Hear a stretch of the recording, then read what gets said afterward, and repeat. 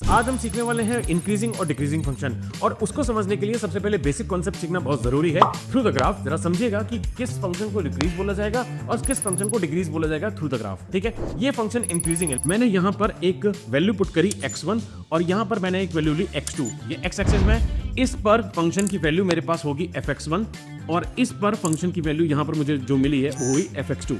तो x1 less than x2। ध्यान से देखिए कि x2 से x1 कैसा है, छोटा है। ठीक है, और इस केस में जब x1 की वैल्यू चेक करी fx1 और यहां पर मैंने चेक करी ये हमारी fx2 है, आपको साफ साफ दिख रहा है कि fx2 बड़ा है, fx1 छोटा है। देन हमारे पास रिजल्ट निकला कि fx1 भी छोटा होना चाहिए क्या, fx2 से। तो इस केस में फंक्शन को इंक्रीजिंग बोला जाएगा। x जब इंक्रीज कर रहा है y को भी इंक्रीज करना चाहिए। कभी कभी ऐसा हो सकता है कि ये दोनों वैल्यू कभी कभी किसी पॉइंट पे बराबर हो सकती हैं, तो उस केस में इसको सिर्फ और सिर्फ इंक्रीजिंग बोला जाएगा।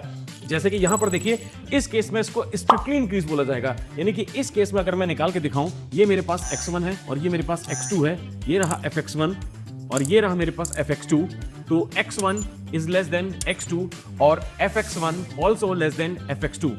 तो ये जो हमारे पास केस बना है ये हमारे पास स्ट्रिक्टली इंक्रीजिंग है, क्योंकि किसी भी केस में ये दोनों कहीं कहीं पे बराबर नहीं हो रहे हैं। हमारे पास सेकंड पार्ट आने वाला है। सेकंड पार्ट उसमें मैं आपको बताऊंगा डिक्रीजिंग फंक्शन पार्ट 2।